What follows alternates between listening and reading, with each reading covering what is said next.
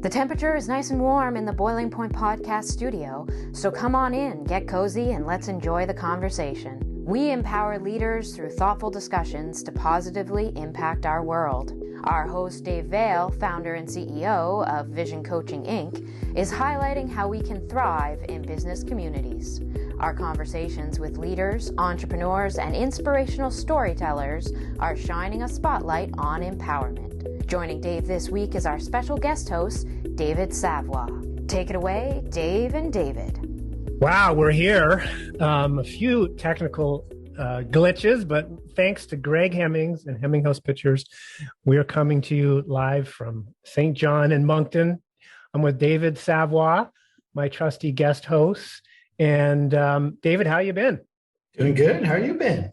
Really good, really good. While we're working through these technical challenges, our guest who we're going to introduce in a second, was commenting on the painting behind you. Mm-hmm. If you can share with listeners and anyone that can see it, what that painting is, because I think it's kind of a neat story. Yeah, so it's a local artist. I'm a big supporter of local painters, and I've been doing a few fundraisers over the years. So this gentleman, Raymond Martin, is from the Aberdeen, or works out of the Aberdeen Cultural Center. And a few years ago, we started giving books to our team, and we did the book, My Iceberg is Melting. So when I saw that one, I had to buy it. So whenever I need to rehash the lessons learned from it, I can point to the painting that's usually right behind me as people sit in front of me, and a reminder of continuous improvement and trying to do more with less and all that fun stuff. So yeah. So how long have you had that sitting there? Well, I just changed it. So it usually sits on another wall. You can't see it, but I prefer this one because it doesn't have glass for glaring. So I switch it. I don't know, 4 or 5 years, 5 years. Okay. Nice. Yeah. Okay. Well, you know what? And how appropriate through a pandemic, eh? Mm-hmm. Exactly. Big time. I'm just watching our wonderful technical support here in Greg Hemmings, who's graciously come back into a tech role to help out. We'll explain a little more of that later. So let's bring our guest in. Oh no, before, one more thing I got to share. You guys will appreciate this. Hemmings House, world-class filmmaking company. And here is my mic stand. You see that? It's a garbage can upside down. It's a Kleenex box and the microphone stuck in. Isn't that awesome? I mean, talk about innovative, right?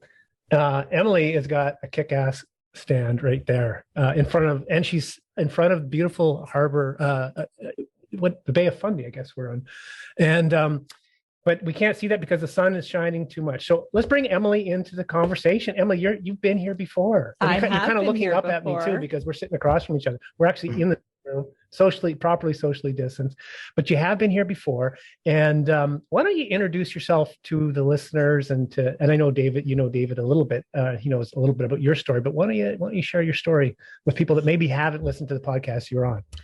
Share my story. Like what part? How do I condense how about this? How about how you came kind of into the Boiling Point world, and really, when we can take it from there. How's that? Yeah. So I met Dave 2 years ago through Greg Hemmings, and Greg and I had been put in contact through a mutual friend, and she had said to Greg, you need to meet this girl. She's got this crazy story. She's a elite athlete, has won, numerous bike races, also been hit by cars twice. And at that time was just kind of beginning to pursue coaching a little bit, learning more about what that was. And since then, gosh, a lot has happened in the last 2 years. Oh my God, totally. So at that point, when we first met you, you were just starting the process of telling that story. Mm-hmm. That was the first time that I had ever spoken about that story. And funny part of that, I had no idea I was coming onto the podcast as a guest. I had never done a podcast before, was not one to public speak in any sort of way. And so Greg and Dave were chatting. I had lunch with Greg, and Greg said, "Oh, come on by the studio later. We're recording podcasts." I thought, yeah, sure. I'm just going to go and see what a podcast studio looks like. And you guys were introducing your next guest, and it was something along the lines of, "Oh, I can't wait to, introduce this woman. She's this and this and this," all these like wonderful accolades. And then I walk in and jokingly was like, I'm here. And sure enough, you were the guest. I was the guest. See now, and anyone that knows Greg, and they probably got to know him through this podcast, or if they're lucky enough to have worked with him or whatever, that's just kind of the way he rolls, right? Now I know that. And you know that in a really big way. So I'm sure, David, I'm going to let you, it's hard because you're not in the room with us. You're, a few hours away from us right now. But David, any questions for Emily, David? Because I'm just happy I've met her, because I didn't think she existed. So the first time I've ever heard of Emily Rodgers was this summer. I went salmon fishing somewhere at a lodge, and of course, Emily would know. Well, I don't know if she does this, but she seems to have a lot of pictures on Instagram of fish that she's caught. So I show up, and Emily, what's the question you typically ask guides when you shop? You say, any fish, right? Is there any fish in the river? Which is a legit question. And one of the guides, and Emily's seen these guys, are usually typically older gentlemen, a few younger, but they're a little bit rough around the edges, right, Emily? Does that make sense? So I go, is there any fish? And one looks at me and says, yeah, Emily Rodgers was here. She caught some. I'm like, who's Emily Rodgers? Like, why is that a measurement that there's fish in the river? And of course, there was fish in the river. So Emily kind of beat the river for us, and we were able to catch a few. So thank you for that, Emily. But until, the pictures of the fish that she's been catching over the years, I think they're Photoshopped. I mean, they got to be. They're just too big. Doesn't make any sense. David, you're talking about another part of your life, Emily, which is, and you got into fly fishing, and when we back up a little bit, so that's interesting. That's how you know Emily. First time, just when we met in the podcast booth, and you shared this wonderful story, and like you had planned it, and from the heart, and then since that time, you said there's just been this incredible journey, right? But maybe if you just for people that don't know you, maybe tell the backstory, quickly. You talk about being a world-class cyclist, couple accidents, and then all of a sudden we're popping in fly fishing. So it'd probably confusing for people. How does fly fishing come into the cycling circuit?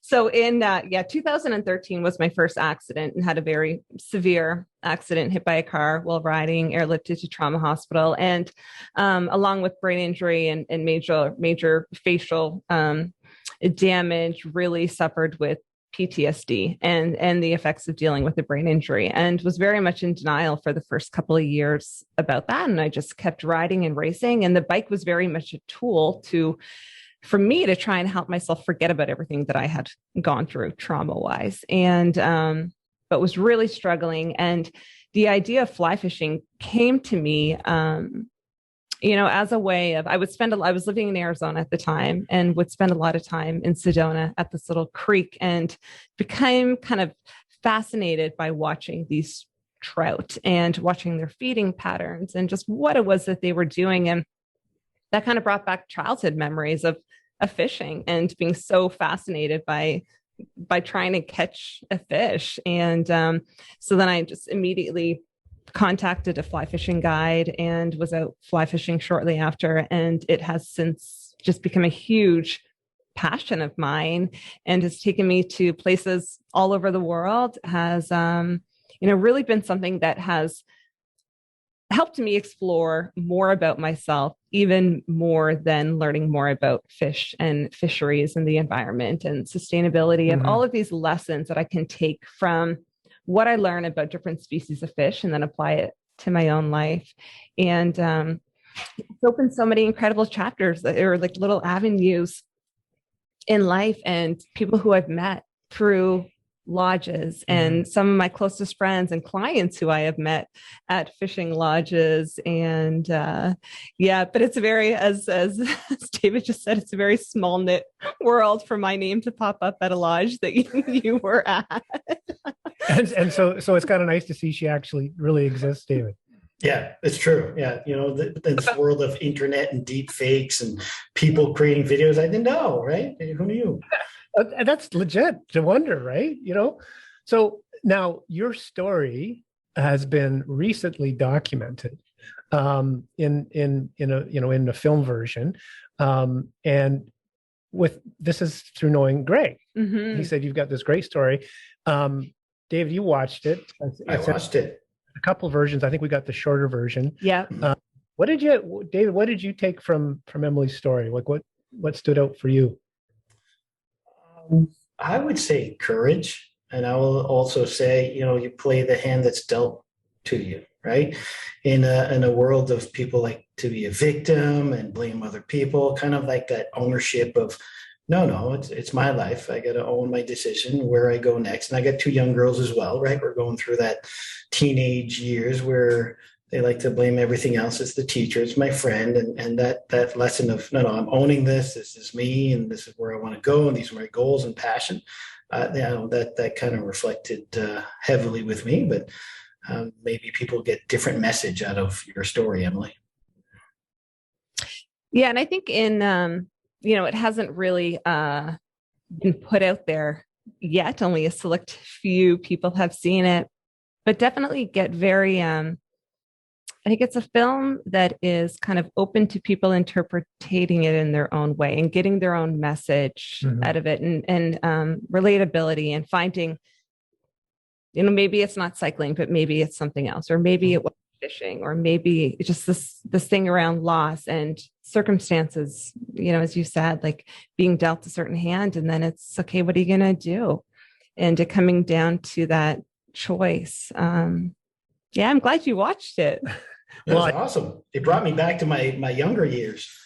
Well, for me, there was like a lot of great messages as well. And actually, that's a good point about, our kids watching it, David. I mean, I think it's a really, but the fact that you, and hopefully, Genevieve, we can put these, a link to this. I would hope that we can share this. Not yet. Not yet. Okay. But you're allowed to tell a little bit about the response that you've got from film festivals and that sort of thing. Mm-hmm. So wow, so we got like an advanced look at this. Like you put the trust into us. Wow. Mm-hmm. Well, when you do watch it, listeners, what you'll hear, and I guess the part I think is, it's so hard, and you got to work so hard to be world class at anything. Right. And so you found yourself there in the cycling world, and you loved what I took from it, loved the competition, loved standing on the podium, which you did a number of times.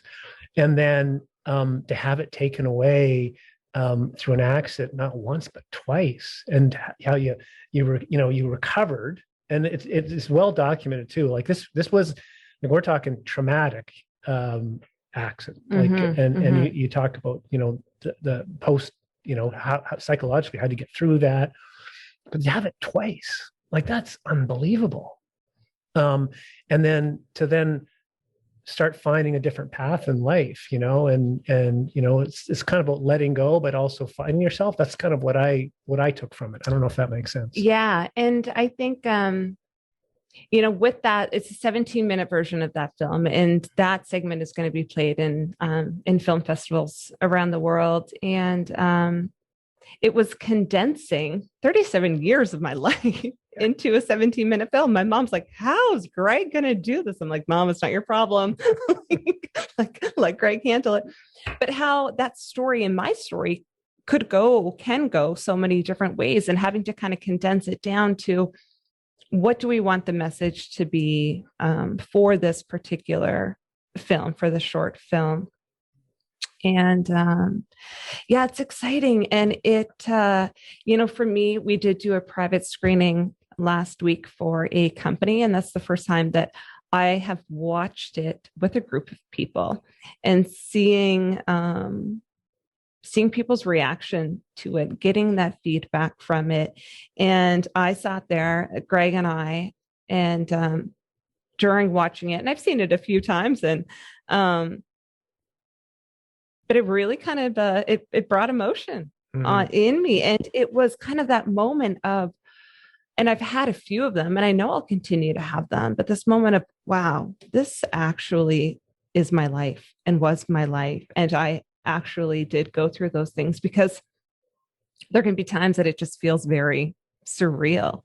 And so to see it play out like that, and to be in a position now where being more open to sharing it. And I remember during that podcast, Dave, that I did with you and Greg 2 years ago, Greg asked a question. I forget exactly what it was, but it had something to do about the accidents or my injuries. And I remember leaning back in my chair and being like, "Nope, we're not going there." Yeah. And Greg saying, like, Yeah, we're going there. And if it hadn't have been for that moment, who knows how, if I would have been open to, if I didn't kind of get that nudge to continue to share. And even now, we filmed in April and May.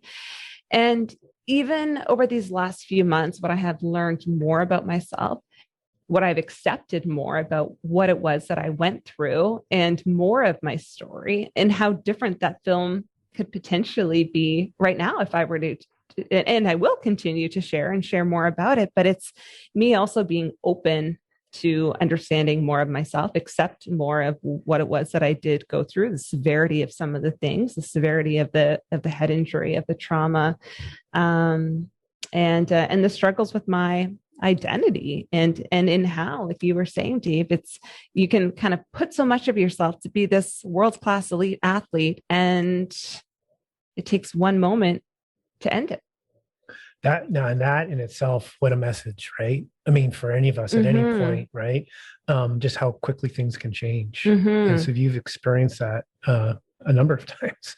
So I'm hearing it was somewhat therapeutic, just going through the story and being able to share it, and in the documentary, a little bit of a spoiler alert, if it's okay, but having you revisit some of the places, and the emotion, you're as you're sharing your story, is that's the other thing, is just and I don't know if you're getting a sense of Emily here, David, but you're just very authentic, authentically sharing, kind of where you're coming from, which is a gift, and it's unique, and it's hard to do. It takes a lot of courage.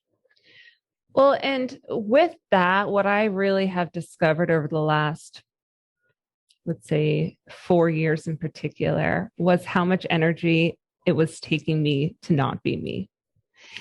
And that it was more tiresome to try and be this person that I wasn't, than it was to just be me, with all the highs and the lows and the flaws and everything else that goes with it, and just fully accepting that. And then I don't have to worry about the story that it is that I'm, or the way that I'm wanting to portray myself to the world, because it's just naturally me. And it doesn't depend on a bike race. It doesn't depend on a good training day. It doesn't depend on any of those things. And it was very hard going back to the accident site in Arizona, and to really relive that. And I knew it would bring me to emotion. I mean, there were times where it was like 8 years of emotion that I had been hanging on to was just released, like in the sobbing uncontrollably kind of thing. I mean, it's like these feelings, everything that I had just kind of swallowed and wanted to forget about, but are still there, and just slowly kind of letting those go. And there's still work to do. There always will be. What were you hoping to share by saying yes to do this movie? Like, what were you hoping that somebody watching it would take from it? Because you did say yes, so you're trying to communicate something, and you chose the medium of film. Yeah, is that my story is not about me. That the documentary might be featuring Emily Rodger, but that it's not about me. It's a message that so many people, in one way or another, are going through in life. And my only hope for that film is that it's able to create impact, that it's able to, cause people to self-reflect, to kind of check in with themselves and the choices that they are making, to explore more of who they are, to not be embarrassed about what it is that they are going through. Because being able to kind of step back from me, and it just being about Emily, that's where I kind of got to the place that I can openly speak about what it is that I went through, the highs and the lows. Even before I would have sometimes a hard time saying, yeah, I've won 2 world championship level bike races, because I didn't want, I was worried about pride or ego kind of coming up in that, where now it's like, yeah, I did that with the support and help of a whole lot of people, and really now being able to kind of share the backstory behind all of that. So one of my favorite questions that I ask people that go through some kind of journey, arc and curve is, what keeps you up at night now? Post film, what keeps Emily Rodger up at night? What's top of mind that you're trying to unpack? It's a good YPO question. I know. Right? I think I can honestly say right now, anyways, nothing. Because I'm at such a place of trusting that everything will unfold, and I will unpack things as they come to me and as I see that they need to be unpacked. And, that's something that every day I am kind of unpacking things more and more at the speed that I'm able and willing to do. But I've certainly learned to let all of my worries go, my stresses go, and just really trust it. Like ultimately everything works out if I just kind of stay open a little bit more every single day. So, I think, right now what keeps me awake at night. You're sleeping well. Sleeping well. I've got this like excitement for the next day of like, that's kind of always been my thing of I'm such a morning person that it's like the faster I go to sleep, the sooner morning comes. And I love your enthusiasm is contagious, right? Like, and it's so genuine. I love it. So what can you share about how your story is being received? And, some of the opportunities that are starting to come your way as a result. And there's a couple other things, and then I want to shift into a conversation when Greg encouraged you to talk to me about this other world you're involved in as well, which is coaching. Mm-hmm. But before we get into that, let's talk a little bit about, how the response to the show and or the documentary story and your story. It has been,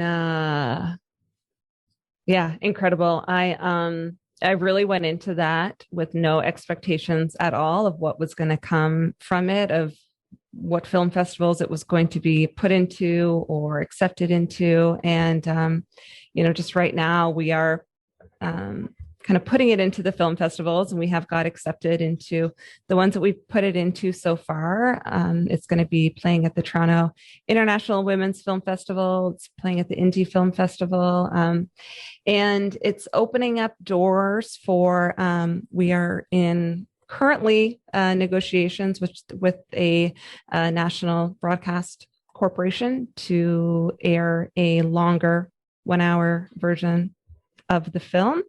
And I certainly do. And Greg and I and the Hemmings Films team are in the process of coming up with some other ideas of future projects. So you're being a little quiet. I think you have to be. And it was funny, just as we were getting all the tech set up here, and we were saying, can I share this? Can I share this? So let's just put it this way. This is a good story to continue to follow.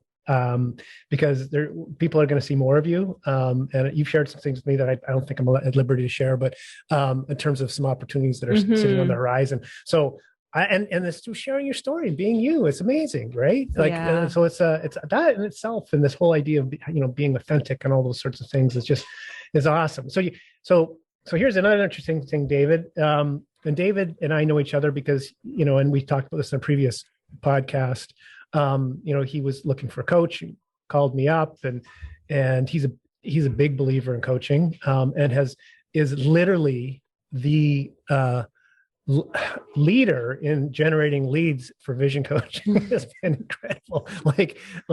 It's unbelievable. And I've tried to buy the best wine for him I can to thank him, and he's certainly helped my palate for wine and stuff. But it's developed into a wonderful friendship. But knowing the coaching world the way you do, David, this is kind of a neat story. And I'm assuming, actually, I'm allowed to share this, right? Yeah, correct, because we're gonna have a guest on, and we're gonna reveal who our next guest host is in a little bit here as well. But Emily called and said, I'm really interested in working with a coach, and can you recommend someone, or, and we talked through the process, similar to what I would have done with you a number of years ago, David. And thankfully you thought, it's probably worthwhile investment of your time. So I'll let you take it from there. And I was paired with it could not have been a more perfect match for my coach, Bruce McLeod. And in talking about the documentary, I can honestly say that I do not think that I would have been able to do the film and speak as openly as I did in that documentary if it hadn't have been for my work with Bruce. Really? Yeah. Wow. And the other opportunities that have since opened, it's like I am such an advocate for coaching. That's why I'm now in the business of coaching. I think it is just it's so powerful. It's so impactful. And Bruce has been such an integral part of my life. And especially this last year. Bruce was actually the first person that I shared the film with. That's how impactful he has been in this process. So, and Bruce, who is going to be a guest, and he's going to talk about the coaching world with us, and he's on faculty at Royal Roads as well as his relationship with Vision Coaching. He's our general manager of coaching services. He's a fabulous guy. He's been on this podcast before, but it was impactful enough that you decided to enroll at Royal Roads. I did. And go through the graduate certificate in executive coaching. I did. Yes. Which I just kind of finished. And is it over? Is it capstone? Yeah. I have capstone next week okay. and then done. So I had I had taken other coaching certifications before and had looked into Royal Roads before, but I kind of thought it was out of my league. Really? And I thought, oh gosh, I would never get accepted into that program. And this is before you knew me. Yep. And then when I met you on the podcast, and then the Royal Roads was kind of mentioned again, I thought, oh, that's that university program I was looking into, and then spoke to Bruce a lot about it and ended up applying and getting in. And so I actually was going through that program and going through residency at the same time filming the documentary, which was the perfect time of, talk about uncovering all of your own blind spots and everything else. It was like, it's transformational experience. I mean, for me it was anyways. And I don't know about you, but when I went to the program, it's more robust now, I'm certain. In fact, my wife just went through it and she just got her CEC, and as she's going through it, she's saying, did you really do all this stuff, Dave? Like, I just can't see you doing all this stuff. So I'm sure it's a lot harder now, but, and that's not to take anything away from what it was. But what I wasn't prepared for was how much they push you, the individual. Like, so, for example, if you want to powerfully acknowledge someone else, well, how do you start by asking for acknowledgement of yourself, and these exercises. And oh, David, I was sweating all the time. Like, it was just like, that's my biofeedback. Whenever I'm uncomfortable is I start sweating. It was like I had to bring extra shirts and everything because it was like tough sledding.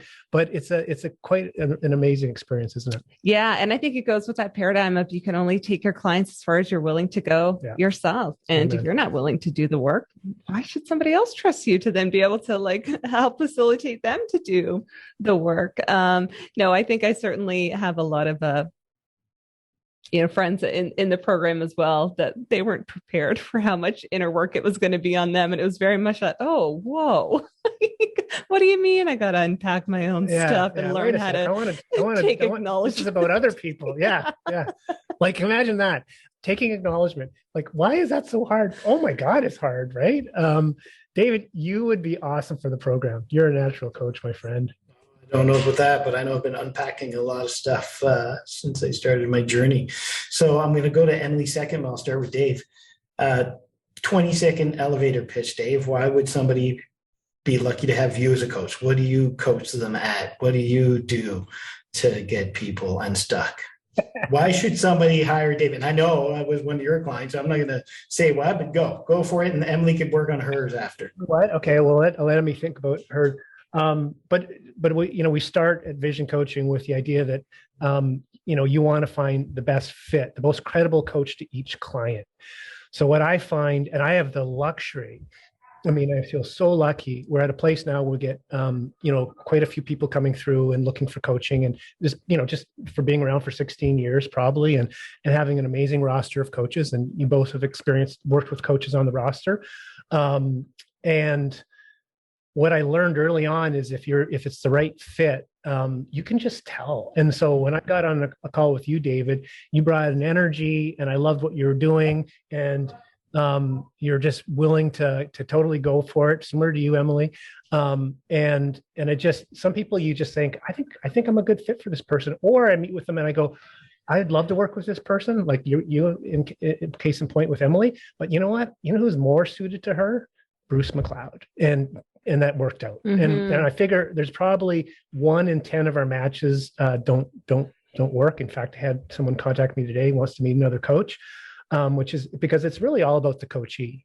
So there's a particular type of coaching that I'm probably most effective at, and there's some stuff it's just not me. So I just like to get them. And so really my goal in all of this is to educate people on the impact coaching can have on their life and their career and their business, and then invite them in and help find the most credible coach to them. So I think that would be my elevator pitch, David, because I know that I'm not the right coach for everyone. And in fact, there's some situations. So David and I were in a situation where, for me, it became obvious, like we're better friends than I am a coach to David. So let's find another coach for you, David, whether that was with vision coaching or something else, because this is another problem. I was probably getting more out of the conversations personally than David was. So that's probably a chance to change the relationship, right? Because it shouldn't be that reciprocal, right? And in fact, it was more than reciprocal for me. But so that, I don't know if that satisfies your Dave, I hope Greg Hemmings can cut that 20, what was it, like 2 minutes into 20 seconds. Like you need that editing skill. Okay. Right to the point. You know what? I thought maybe the elevator got broke between the second and third floor. Probably. I'm going to take the steps. I'm going to take the stairs on this one. Yeah. So Emily, what do you think? Who'd be a great client for you as a coach? Where do you think your passions lie? Helping people. Yeah. So although I certified and took training in executive coaching, I really love coaching the whole person and really helping facilitate and partner with someone who wants to explore all aspects of their life, who is willing and ready to dig in both personally and professionally. And I'm very much someone, I think, as it's obvious, that I bring my whole self, and I love working with clients. And I think I work best with clients, or I shouldn't say that, but who are open to that as well, of just really curious to get to know themselves better, to get to know their passions better, their values better. And like Dave said, I actually sent someone to Dave 2 weeks ago of a client who had reached out to me to coach them. And I thought, I don't know if I'm the best coach for you. And sent his name to Dave. I think it really does have to be a very, it is kind of like a perfect fit for at the time being. And then you can kind of outgrow one another or become better as friends. But it certainly is something that it's kind of an interview process of are we going to be a good fit together, and trusting that instinct of, if the client feels like, I don't know, that, because you've got to bring your whole self, or at least be kind of willing to bring your whole self with where you are currently at. And so in fact, then part of what we do is we assess readiness, because if someone's not ready, and some people can be moderately ready, and maybe they'll be brought along, but I think it takes the right kind of person to bring it out. So that I like Emily, your answer is better than mine. Thank you. The whole person. That's great. And it's true. It is a process. It is a process. Well, I have a couple of times. It is a process of working with the whole person, right? Not just the person. And I think that can be really powerful as well. So speaking of being authentic and putting yourself out there, David, you and I you recently put out a post on LinkedIn, and it was, you just changed I thought we lost. Changed camera. I was running out of battery. Sorry. And it was well received. It was talking about a mentor you had lost. I think there was, there was something about you just being real and just coming out and sharing it. And and we talked about it in the last podcast. And you really, had people, reach out to people they know and thank mentors that they have and that sort of thing. Emily, you did a post, a LinkedIn post, and probably on Instagram and other things. I saw it in LinkedIn. And so I've had some posts for my network, I would call it like kind of, I don't even know if it's technically viral, but it like really goes out there. It's 1 in every 20 or maybe 1 in 50. I don't even know what it is. But this one just went to the moon and back. Like it's got, how many views does it have now? Over last time I looked, it was over 1.8 million on just mine. So yeah. So what was the post? The post was, drum roll please, Emily Rodger lost her front tooth, which now a lot of the world knows. But it was as a result of my cycling accident in 2013 and ongoing kind of dental and jaw issues where my body just started resorbing my own bone again. And so ended up losing my front tooth, and which was not in my plans of what was happening in my life, that's for sure.